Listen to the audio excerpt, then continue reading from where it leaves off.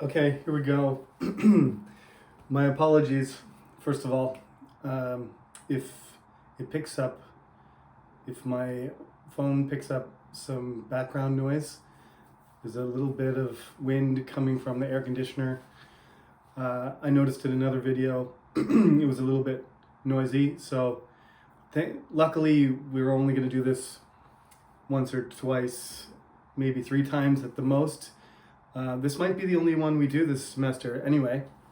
So this is composition 2, and we're talking about personality. What I've chosen to do actually is, rather than give you something that we can do easily in class, like read the textbook together and practice analyzing what's in the textbook, actually gonna talk to you about personality so that when we talk about the next chapter about facial shapes, that's not easy to say, the shape of people's faces being correlated with their personality, it'll be easy to reject because these personality myths are much more subtle. And I don't think I really even knew clearly about all these exactly, despite the fact that my minor is psychology, and I took a class called personality, and the textbook for the class was called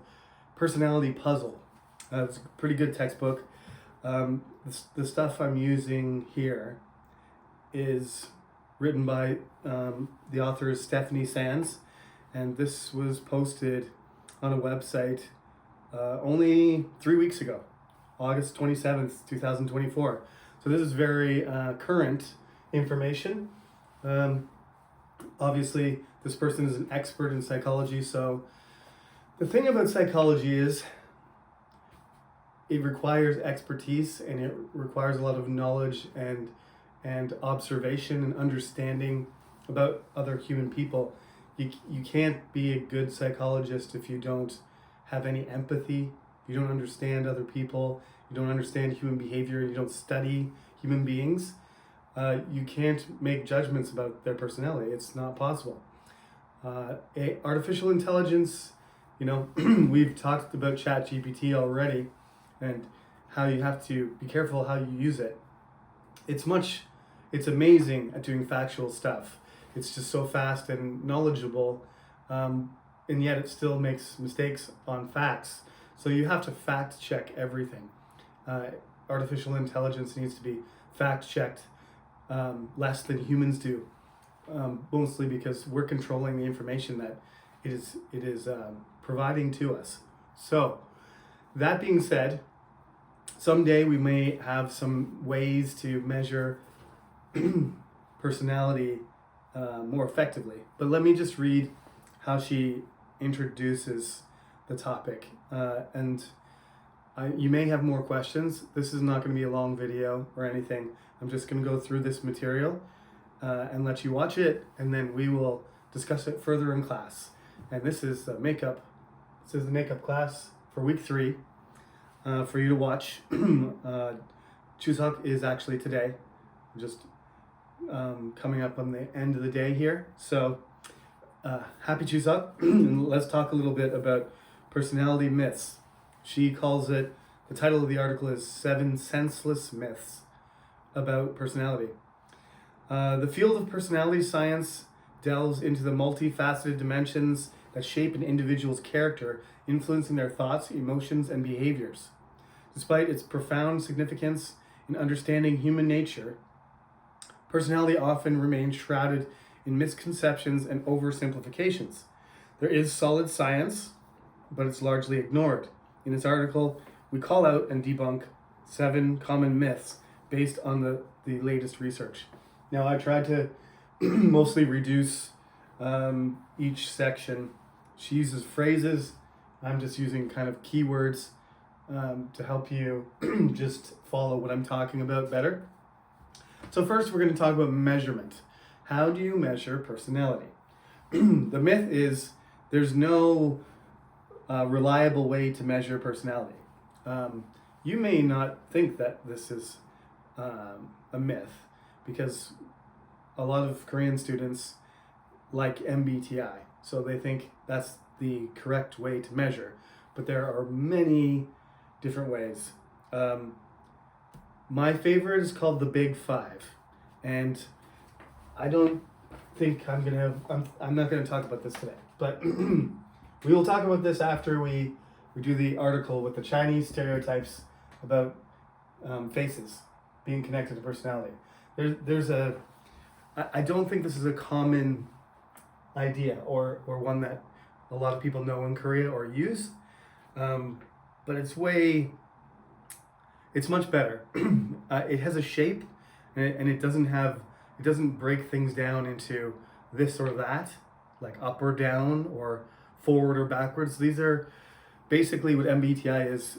You have to decide between two, and there's a sliding scale there, but people ignore it. If I say that I'm ENTF, that means I'm over here in this corner, which really is not very useful. Everything should be on a spectrum, and that's the way the Big Five is. You just put them in different directions, and it's just more or less, not this or that. If you don't understand what I mean exactly, that's okay.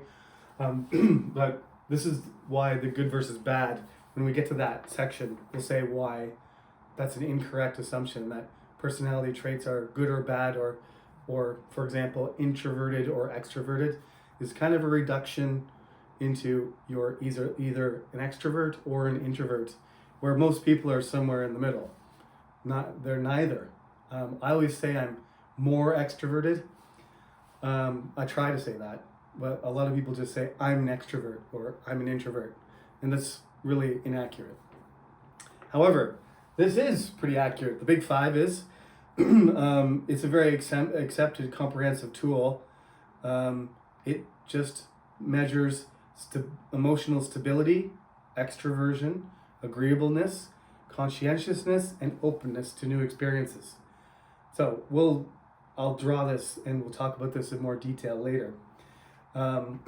Anyway, this is a sort of accepted framework that scientists use to figure out people's personality. So I just told you one problem with MBTI and a problem with many measurements. This Big Five framework doesn't have that because it's a shape, it's a pentagon, and the person, you don't do it to appraise yourself. You get measured by an expert, and then they decide where you are on that on that scale. So the same people that doubt accuracy of personality tests still construct their own theories about their own other personalities. So you have to challenge that skepticism, and you have to make the measurements, and then you have to test the personality traits somehow in order to see how valid that model for judging personality is. MBTI does not have a lot of scientific proof to it, and it hasn't been people who are psychologists, scholars, scientists who study personality have not found it to be reliable in the same way that, for example, the Big Five is. So that's why it's not that popular in other countries. International students frequently have no idea what their MBTI is, like me. And I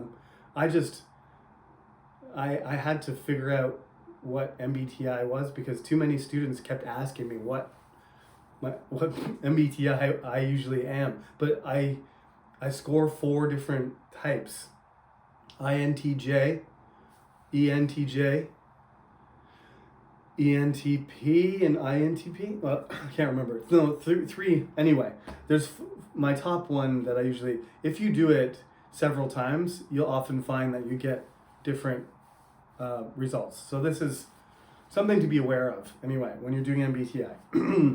We talked about blood types as well, like I'm an AB type, or I'm an A type, or I'm a B type. For some reason in East Asia, those are in Japan and Korea, they're both of those ideas that blood type is associated with with your personality, and it's never going to change, and that's a problem. We'll talk about change in a minute. Okay, so the tests are not accurate, like I just said.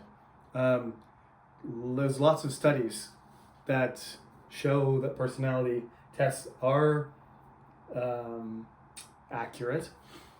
This is something, again, probably you believe me, because you can go to a psychologist and get a test, and what do you say about that? Well, they're experts, and often you're surprised, even though they're sometimes a psychologist won't know you very well, but they'll really accurately show you. But this is a sort of confirmation bias that you have, so you got to be careful of that. Numerous studies establish significant correlations between personality traits and real-world outcomes, spanning academic and job performance, job satisfaction, engagement, leadership effectiveness, and overall well-being. So the way to find out if a personality assessment is good, valid, reliable, is to check it with what you do in your real life. Check the behaviors and your feelings and see if they're related. And if they are, then good. You're winning and the test is working. Okay, myth number 3. Personality depends on the situation. That can be true. That can be true. So this is a kind of a situational myth. If you're in a situation, for example, that's a little bit more extreme, where there's a lot of emotion, for example, the example she gives is at a funeral, right? When you're in mourning and you lose somebody close to you, and that can totally affect the way that you behave, and that will not reflect your true personality. Your true personality, meaning it will not accurately show what your personality is usually like. So there'll be a very low correlation there. So these social expectations in certain contexts, they can really affect what people think of your personality, but your personality is more stable than that. What we think of as your personality is more stable. Instead, these are exceptions to your personality. Situations, you behave differently only in that situation, but the majority of the time, you're behaving the way you're expected to. That being said, here's my caveat. You can change your personality. They've done the only way to figure this out and to be sure that it is true, that your personality changes, is to do it in do a really long-term study. So, psychology's been around for, when did Freud start this stuff? Over 100 years, 150 years almost since Freud was a boy. So the whole field of psychology has gone in different directions. Freud has his own particular judgments about personality. We can talk about Freud in class if you like. And if you don't like, then we won't. All of his ideas are outdated and don't have a lot of proof to them. There's some very particular things that people have found some evidence for, but the psychoanalysis, the whole field that was very popular, it's really something a very smart person developed, and seems like it could explain things, but there's, again, if you explain things using your imagination, and that you have this animal, desire, or emotionally charged part of yourself, and then social expectations, eventually create a sandwich between what you should be like in front of other people and what you secretly are like, and this is called your ego, and everything you do is related to this tension between the id. Now I'm talking about Freud. If you want to talk more about that, we can, but it's both very simple and very complex, and doesn't really demonstrate anything tangible for you and your personality. Just that there's a lot of stress, and you're unconscious. You do have an unconscious, mind where you're thinking about things all the time, but it's not like a runaway train that needs to be like put into line in order for you to behave like a human being. You don't need your parents to discipline you into good behavior. So, even with these situations, these extreme situations, often your personality will still manifest itself. So despite the fact that you're mourning, for example, if you're a very extroverted person, you express yourself more in front of the people at the funeral service. Or if you tend to be less extroverted, you keep your emotions to yourself and you deal with them yourself. My brother and I, for example, are very different people, and he would almost always prefer, I think, to deal with his emotions himself, and I would almost always prefer to tell somebody. You might notice that I do enjoy talking to other people. That's part of my extrovertedness. Okay. So they've done these studies. People like me who are middle-aged started taking personality tests when they were young, and they don't change usually dramatically in a short period of time. But of course, you're 5 years old, and then you're 15, or you're 5 years old, and then you're 10, and then you're 15, then you're 20, and you're 25. By the time you're 40, like me, there'll be some similarities. It's not like your personality is gonna flip. You can see certain things, traits that are gonna maintain themselves, but you're gonna shift one way or another, or you're gonna develop things that for certain situations, and you're gonna be, affected by your environment and by your own decisions. Luckily for us, we can improve ourselves, and we can develop ourselves, and your personality isn't stuck in good or bad mode, because there's no such thing as good or bad traits. Stephanie tells us. So this idea of a good personality trait, is it good to be extroverted or good to be introverted? Which one's good or bad? That's not really how it works. If you don't think about other people at all, and you don't care about their feelings, and you can't understand them, you're a psychopath. That can be very bad and very dangerous. But if you're a super sensitive person, oversensitive to the point where whenever something happens to anybody, you can't handle it and you break down and cry, or you run away, or you can't handle it. Oversensitivity can be equally bad as having insensitivity, right? Psychopath is a very extreme case, but some people are less sensitive, some people are insensitive, and some people are super sensitive or oversensitive, and those are both, something you consider to be a very good thing, like being sensitive to other people. If there's too much of it, it becomes a bad thing. So labeling things as good or bad is not a good idea. Now, let me pause for a second here and just note to you that this is good writing. This is the kind of logic that I would love to see you try.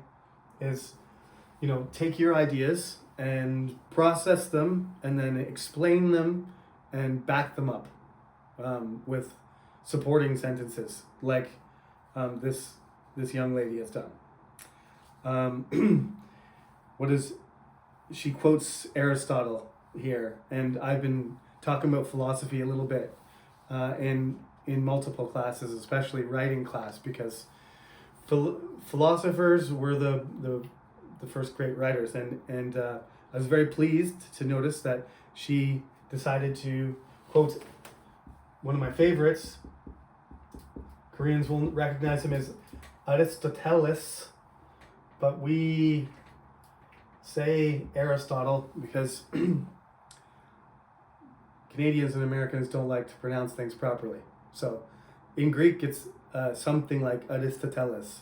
So, of course, Koreans say it properly, and we say this name, which is not his real name. Anyway, I will read it as it's written, Aristotle summed it up well when he noted that every virtue is a mean between two extremes, each of which is a vice. Everything in moderation. I actually did my undergrad thesis on this, the Aristotelian idea of excess, right, and deficiency. That everything is, sorry, didn't leave myself enough room here. Everything, the happy medium, right, is another way of saying it. Being balanced is the best way. Not to have too little or too much. They're both bad, said Aristotle. Well done, sir. I know why everybody thought you were smart now. MBTI, here we are. Sorry, I don't want to burst your bubble. You can still have fun with personality tests and measurements, but this one, the MBTI is a strong measure of personality. False. The generic feedback it provides often appeals to personal preferences rather than offering substantive insights into personality traits. Its enduring following echoes the appeal of horoscopes because it tells people what they want to hear, not what they need to hear. So, horoscopes means I was born in the year of the rooster, which is true, chicken. I'm what am I, metal rooster? I think I'm metal rooster, 1981. My daughter I know she is fire rooster, 2017. We're both roosters, so we must, fire roosters and metal roosters, we must have similar personalities. No, we don't. We never will. She does have some similarities to me, but she's definitely half mom, half dad. She's one of those kids. And my wife has some different personality traits than I do, some similar. So she got some from each side, and she's still growing up. So she could turn out more like me. Who knows? But seeing what you want to see or hearing what you want to hear is a big problem. It's fun. If you want to go to a fortune teller in Korea and ask them questions about what time you were born and what year it was, and use the zodiac and look at astronomy and figure things out that way for fun, there's nothing wrong with that, I think, but don't make big decisions or take medication or something based on those kinds of measurements, because they're not. So MBTI, you may notice, everybody knows it, but it doesn't really, there's no use for it. It doesn't really play out the way, it's the same as the face chapter we're going to do next, and the left brain, right brain thing. Like, nobody is, I mean, we talked about left brain dominant or right brain dominant, or there is a left brain and a right brain, and they do have different parts, but it's just not built that way. Your brain's not built so that you become a lawyer because you're right-brained or left-brained. The correlation between that is very, very low. So it's not useful. So experts, you'll never find a real psychologist, an expert, who uses MBTI for anything. It's dismissed. Experts unanimously dismiss MBTI's efficacy as a personality measurement because it lacks the capacity to accurately predict or evaluate various outcomes. So it's not going to predict what job you're going to have, or how you're going to behave, or your emotional state, or any of the things that we want to know. And since it doesn't do that, it's not very useful. It can be fun and interesting, but don't put too much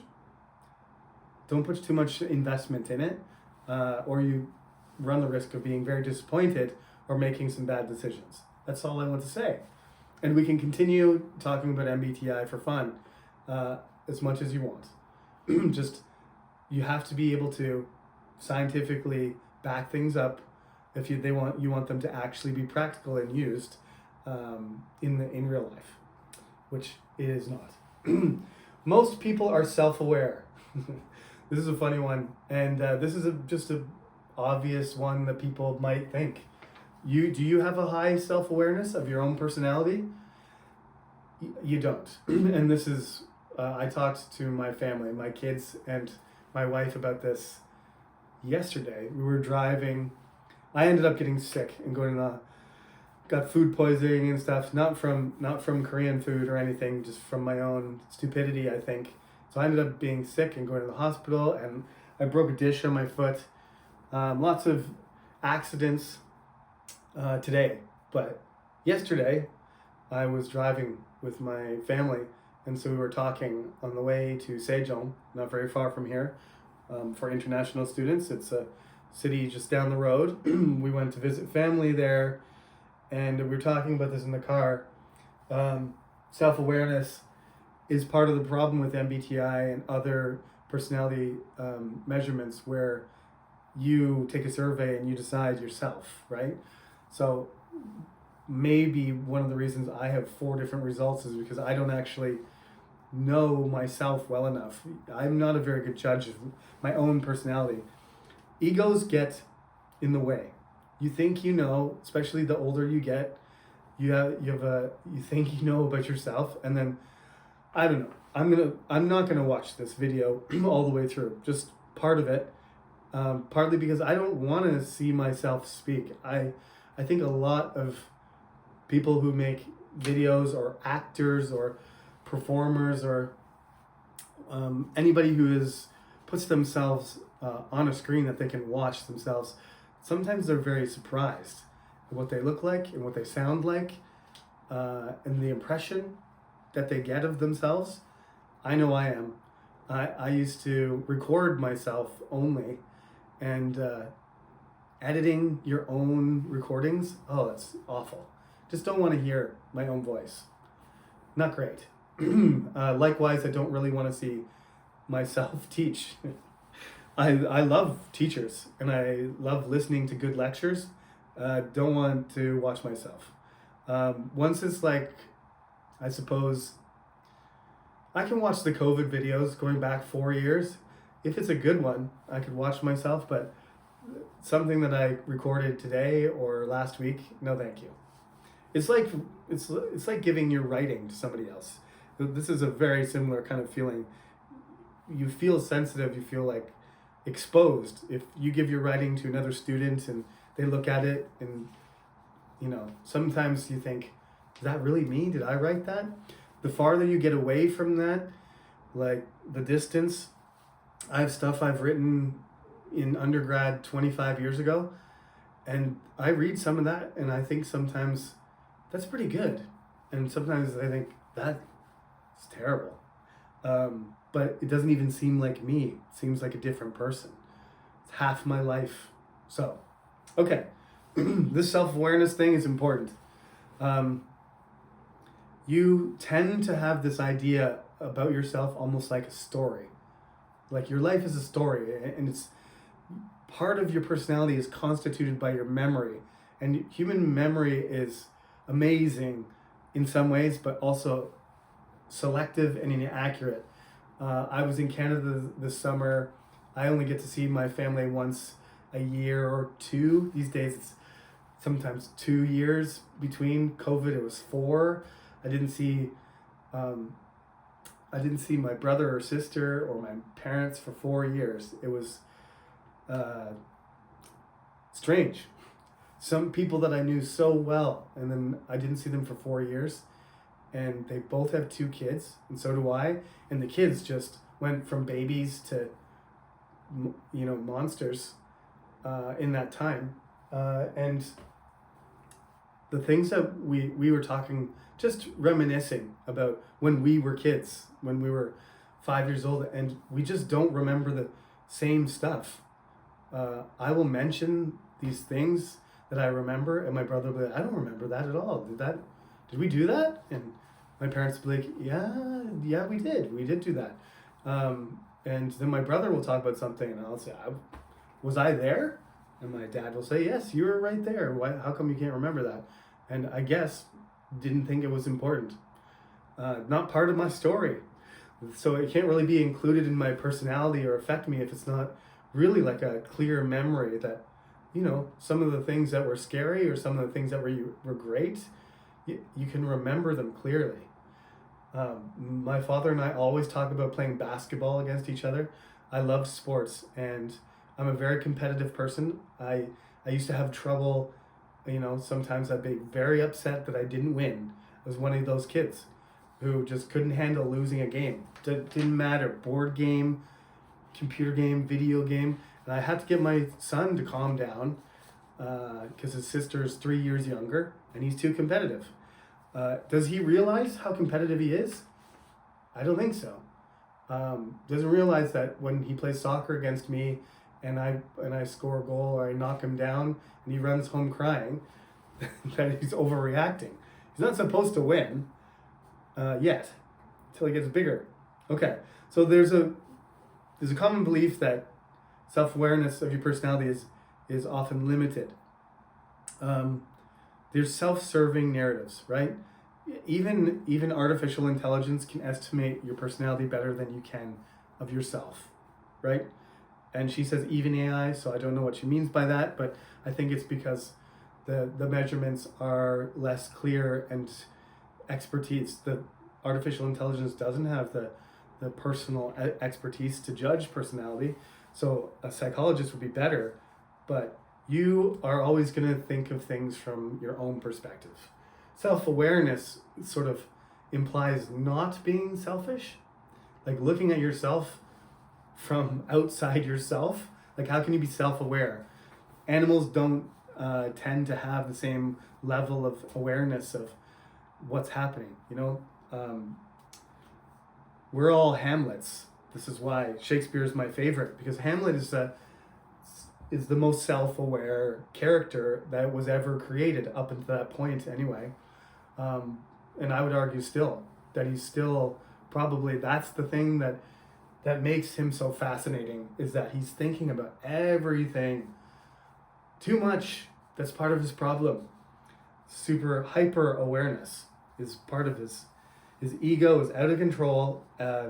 He is talking, the play is very long, and he has most of the lines are Hamlet. You're just watching Hamlet think the whole play. And if you watch the whole play, 5-act Hamlet is the longest of the 37 plays or so that Shakespeare supposedly wrote himself or collaborated on. So you're sitting there listening to one person talk about what they're thinking about for hours. Valid personality assessments like core drivers provide I've never tried this. We'll have to do this. I forgot. Valid personality assessments like core drivers provide a reality check by holding up a mirror and calling out risks as well as strengths. We all have them. Accepting feedback, even if uncomfortable, can enhance effectiveness, leadership, relationships, influence, and a personal brand. She doesn't really explain how that is, why she brings that into that, but brings up branding. And this is not a business class, but I just find this chapter, the articles are really, really bad, but the classes are usually really fun because we talk about all these different ways of judging personality, and often, this is the first time I've talked about this. Things come up. MBTI has come up year after year. That's why it's in there again. Testing and measurements and horoscopes and stereotypes and mistaken general ideas that are in the textbook. They're still useful to talk about as long as you're using your critical thinking skills, right? She says, in conclusion, understanding personality requires shedding light on common myths and misconceptions. The Big Five framework offers a robust taxonomy and evidence-based assessments when well-designed and validated, provide meaningful insights into individual differences. So she's a big advocate of this thing. I didn't even know about this until a few years ago. My friend, who's a professor of engineering, he has no use for IQ. He's obviously a very smart person. I said, "What's your IQ?" And he says, "I have no idea. That IQ test is garbage anyway." And I was like, "That's true." there's a lot of, it's been proven that an IQ test requires like cultural knowledge, and that a true assessment of somebody's intelligence can include questions that are culturally specific, because that excludes something that you could never know through intelligence. It would just be through studying. You're not judging how much somebody has studied about American culture. You are supposed to be judging somebody's native intelligence, how intelligent they are naturally.